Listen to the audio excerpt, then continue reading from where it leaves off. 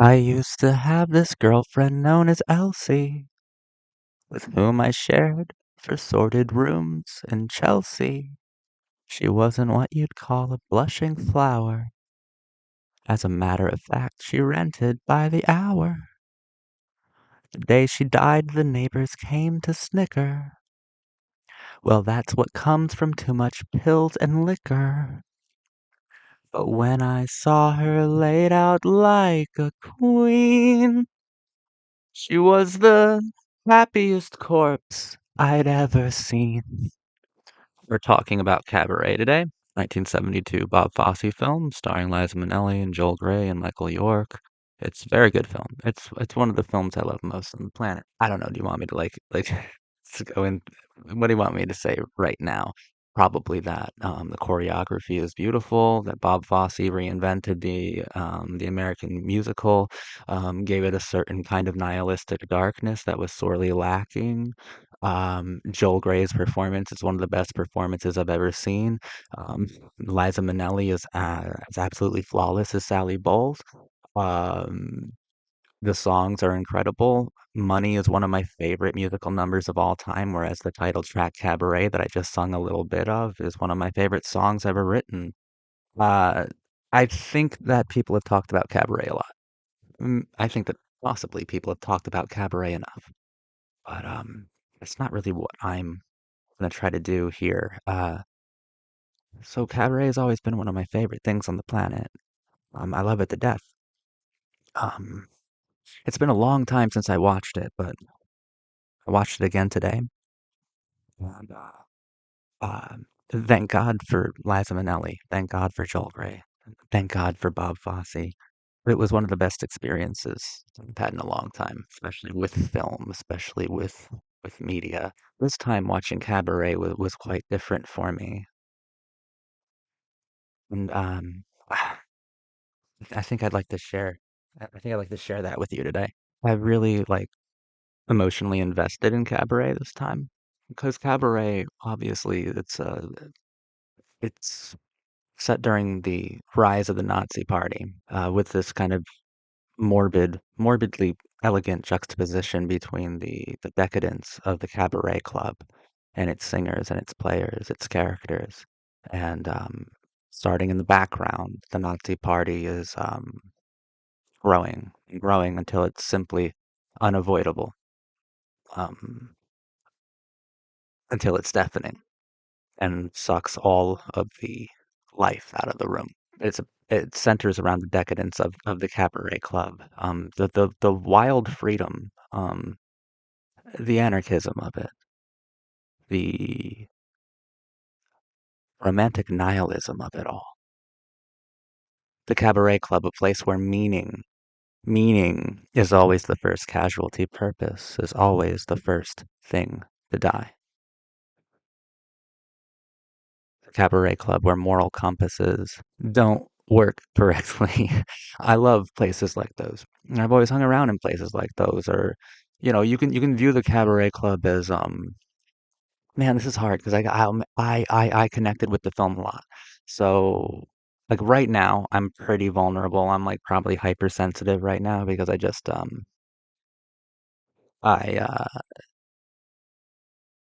I just got my heart broken a little bit, but it's not necessarily like about like specifically. I'm not like not going to Bob Fosse and Liza Minnelli for therapy, but I mean they're still pretty good at it. It's more so I always fall in love with the same exact kind of girl, or like I always like date or fall for the same kind of girl, right? Which is perfectly. Um, it's Sally Bowles. It's always Sally Bowles. But and Sally Bowles is beautiful and talented and has like a really cool philosophy, if you can call it that, or a lack of one, because both is beautiful nonetheless. But Sally Bowles is like representative of everything that is valuable about the Cabaret Club, everything that is hopeful about it, true or untrue. I like to surround myself with like true believers. Um, I think I hang out at some like really nihilistic places, normally full of musicians and artists, people who don't conform, nonconformists, right? And there is a kind of beauty to those places, but those places always break my heart every single time.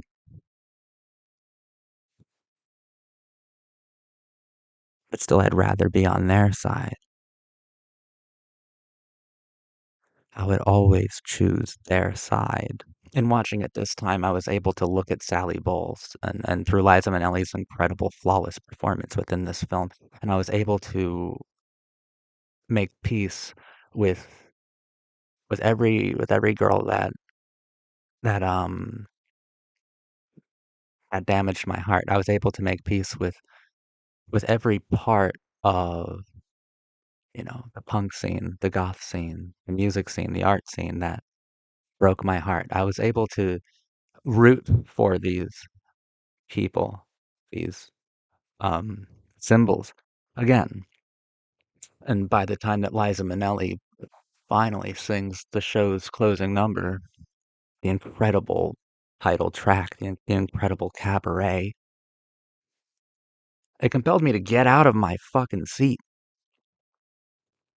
And with like tears in my eyes, I was dancing along with all the heartache and all of the betrayal. Life is a cabaret. And I love a cabaret. Because it makes you like that there are self-destructive people, and I'm a self-destructive person, and I think I seek out people with self-destructive behavioral patterns. I love self-destructive environments. I love people who live on the edge of madness because that's the only place you can really be free, and it's been that way for years, for decades, for a millennia probably. Living on the edge of madness is the only place you can truly be free. And Cabaret celebrates the jesters, the singers,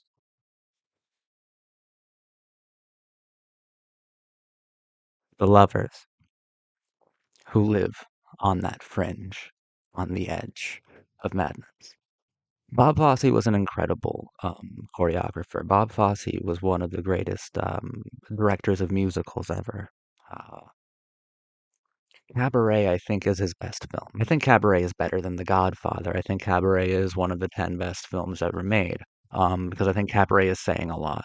And not just that hyper personal stuff I was sharing, but it also has a great deal to say about how fascism destroys art, how fascism destroys queer communities, how fascism destroys nonconformist communities, how fascism is an inevitability of the fucked up like moral landscape that people strive to occupy. Those who are inordinary are the first to be targeted. And when I think of Cabaret, I think of the musical performances first because Bob Fosse is able to express and translate so much power and pathos and meaning. And in this nihilistic cinematic worldview, there is so much meaning in each of his musical numbers. Liza Minnelli's performance is one that is overflowing with passion, pathos, and determination. She is so driven in this film, and Sally Bowles, yeah, is a carbon copy of every girl I've ever fallen for in my entire life, starting with like my very first girlfriend. Like they've all been Sally Bowles. And watching Cabaret, I'm able to make peace with every single Sally Bowles there ever fucking was. All of them. And when she sings in those musical numbers like Mein Heirr, maybe this time, Fantastic Money with Joel Grey or Cabaret itself, I'm able to see something worth championing, something worth rooting for. And I'm able to see what it was I fell in love with in the first place.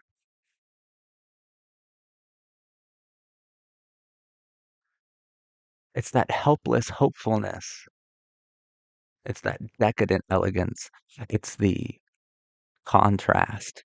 The contrast of the real fucking world. The conflict between the true believers and the fascists. It's the conflict I always see. It's the freedom. It's the beauty. It's the refusal Sally is every girl that refused to be ordinary. And I think I love every girl that refuses the same thing. Joel Grey gives one of the best performances I've ever seen in cinema as the MC, which is curiously a role that wasn't exactly translated into cinema, right? I mean, he's up there doing a Broadway performance. We just get more close-ups. It really gives way to the power of the theater, the power of that performance. Joel Grey was perfect as the MC. He's impossible to gauge emotionally, politically. You have no idea where he's coming from, but you know it has to be the most perverted and manic place possible. When he sings, "But if you could see her through my eyes, she wouldn't look Jewish at all." And it goes fucking manic. It's anarchic. He's one of the feistiest, most mischievous, and yet one of the most like transcendental characters in cinema because I trust him or I trust that I can't trust him, and that's almost just as good for that's good. That's just as good. Michael York is fantastic. I kind of found myself relating to Michael York's character a bit this time around, which is weird.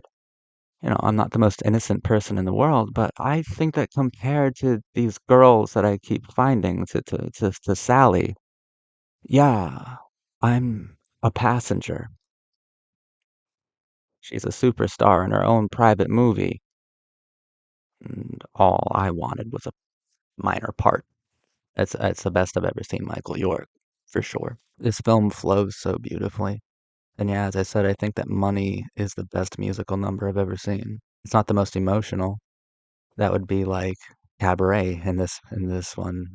Cabaret moves me so to tears, and I root for every fucking misfit that I've ever fallen in love with, or every misfit that ever had his heart broken, his or her their heart broken, and continues to go out and listen to the music and continues to participate in the cabaret. But Money is my favorite musical number. There's something about Joel Grey and Liza Minnelli playing perfectly off of each other, echoing each other's movements, whispering manically into each other's ears, giving each other these demented glares, singing a song that is deliberately callous in the most nihilistic way possible. That goes way beyond being sexy because it isn't. It's vulgar, it's obscene, and it's immaculate. The Money song, "Money, money makes the world go round. A mark, a yen, a buck, or a pound is all that makes the world go round." The clinking, clanking sound. That's the best. And that's when musical cinema peaked. Like outside of the musicals of Jacques Demy, the musicals of Bob Fosse are the best. Cabaret and Umbrellas of Cherbourg are the best musicals ever made. Cabaret just hit me so intensely this time. And I liked it so much for that. I liked being able to make peace, to reacquaint myself with all of these different girls in my past and present, through Sally, through Liza Minnelli in 1972, through her musical performances, through her acting, through her skill, through her grace, through her chaos, through her hopefulness. I was able to get myself back up, put myself back together, and not fill myself with like hate and anger or regret. I'm gonna continue to root for them because I think there's something tragic about every Sally out there. There's something tragic about every Sally Bowles, and there are so many of them. There's a tragedy within them. But maybe this time, maybe this time, Sally might just win. Or at least I hope one of them eventually does. I think Cabaret is a beautiful film. I think it's one of the most perfect films ever made. I think it's priceless.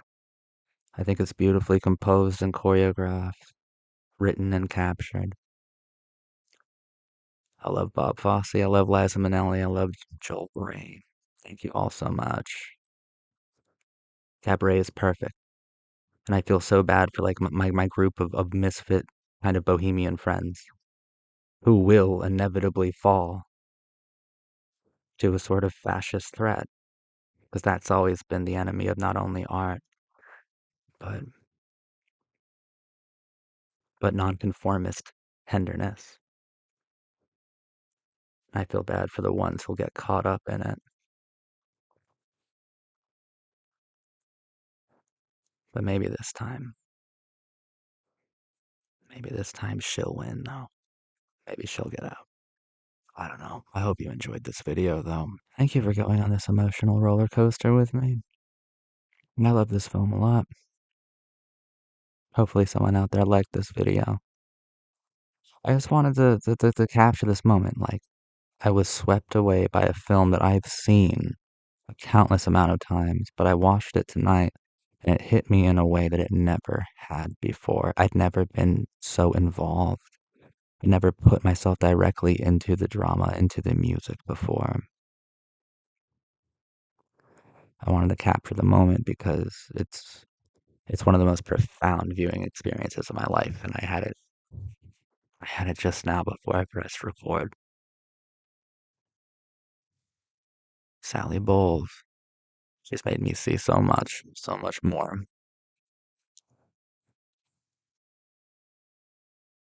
Life is a cabaret, and I love a cabaret.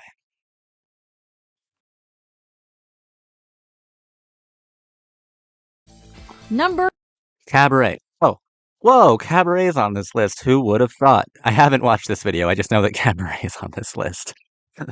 But hey, let's talk about 10. Cabaret. Cabaret. Willkommen, bienvenue, Welcome in Cabaret. Oh, Cabaret.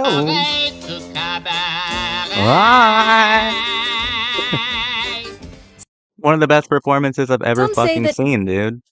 One of the best ever. If there were to ever be a Cabaret remake, they'd like it to be closer to the stage version. But it's actually the differences that have allowed this 1972 film to stand the test of time. With its serious subject matter and political satire, it redefined the movie musical genre. Who's there? Dude. Okay, give me a second. Hunger. Oh, hunger. See how the flies out the door. Money makes the birds soar around, the birds soar around.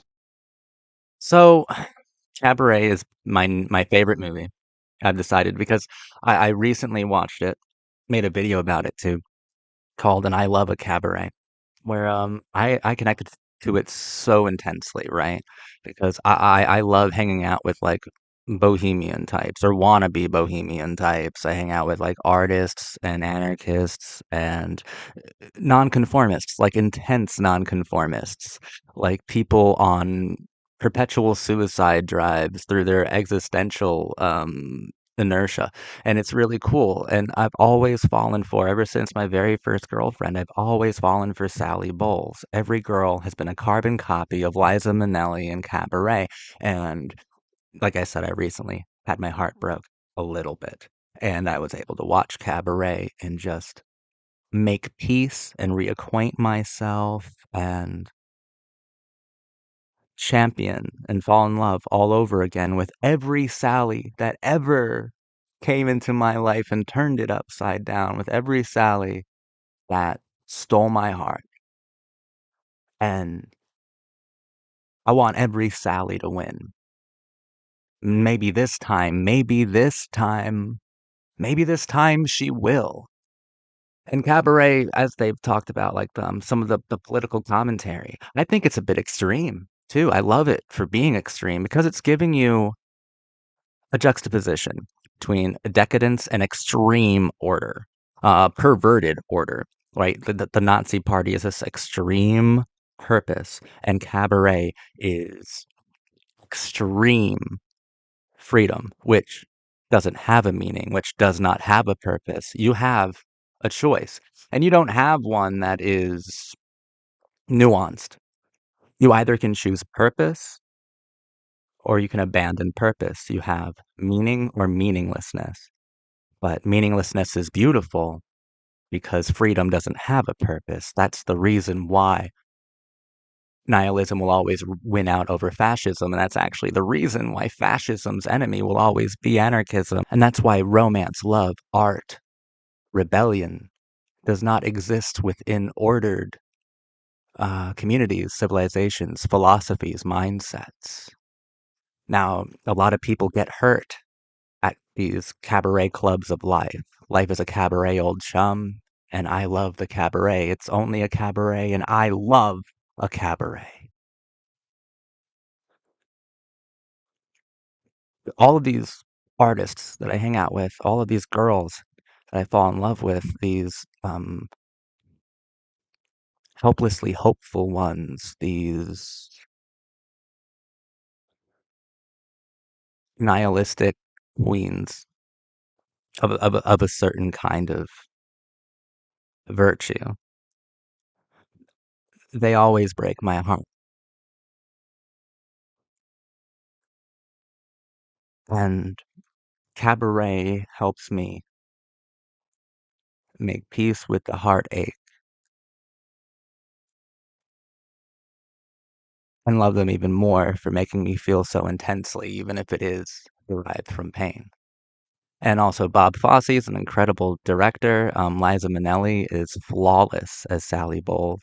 Um, and Cabaret like can make me cry and make me happy and remind me that love and meaninglessness, they're intimately linked because love is so beautiful, because love ultimately doesn't have a purpose. It has a melody, it has physicality, it has pain, and it has chaos. I love all of my chaotic dream girls forever. You guys are great. But Cabaret like completely moved me, right? And the film is a lot better than the stage play. It's a masterful adaptation, to be honest. And this song "Money" is the best number in the whole play. It's my favorite musical number of all time. Like the song Cabaret from Cabaret, that's the one that makes me cry and reminds me of that these women are not only like girls that stole my heart. They're also heroic and certainly virtuous, and I miss them, and I hope that maybe this time they can win eventually. But this song is so gleefully nihilistic, and I mean, deliberately callous.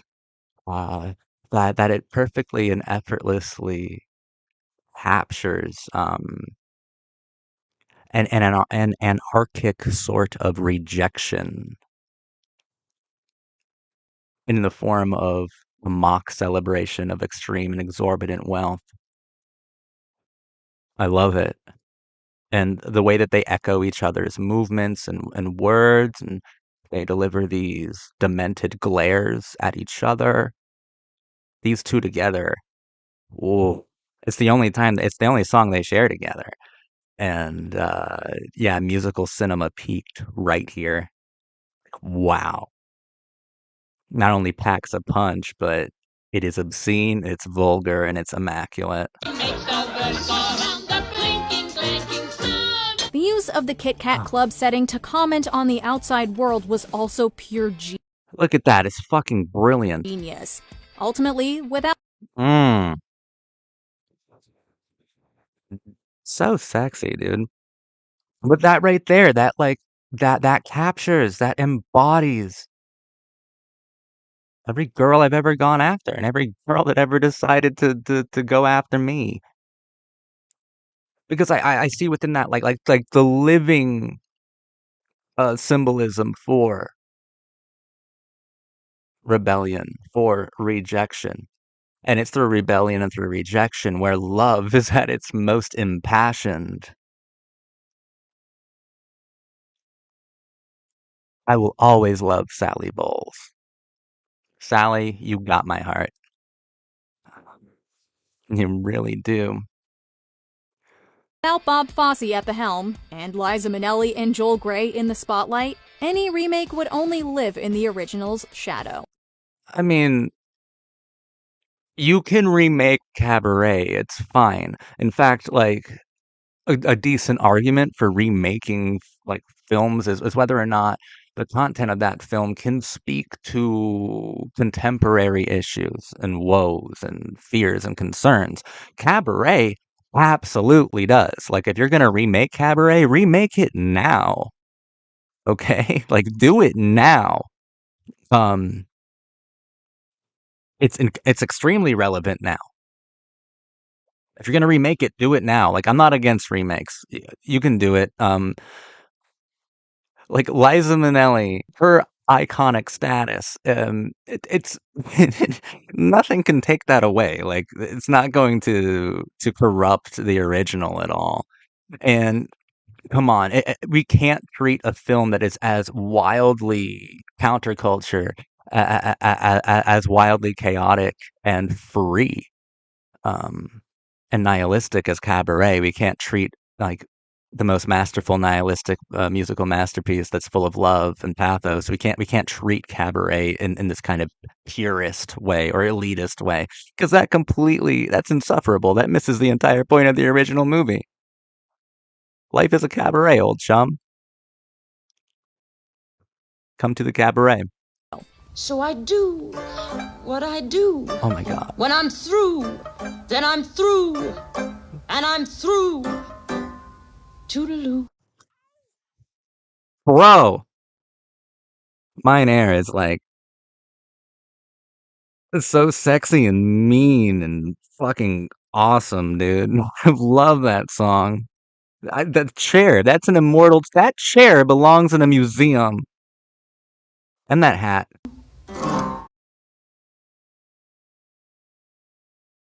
This is one of the best movies ever made. It is my favorite musical of all time. It is Cabaret, starring Liza Minnelli and Joel Grey. And two of the greatest performances I've ever fucking seen, directed by Bob Fosse. I think that Cabaret is just unbelievable to me. God, maybe this time, Mein Heirr, Money. I think everything is. It's one of the most flawless films I've ever seen. And Liza Minnelli, I think just Sally Bowles is one of the greatest film characters of all time. And Sally Bowles, I see so much like physical poetry, and I get lost within that character so easily, so freely as well. Like I see not only so much of myself, but so much of like women that I end up falling in love with inside of her, and I love just the concept of cabaret, right? I love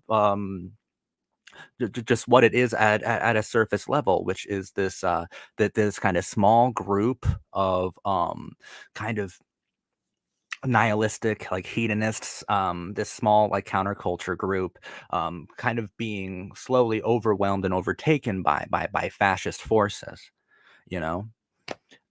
And it kind of shows like the slow and crippling destruction of freedom under fascism, and I think that's what's so interesting about Bob Fosse's film, because I think he really lays this out here, because he gives you like a binary basically, and there's not a whole lot of nuance to this decision, and I like it a lot because in the film it's there are two modes of existence. One is total freedom and one is absolute purpose, right?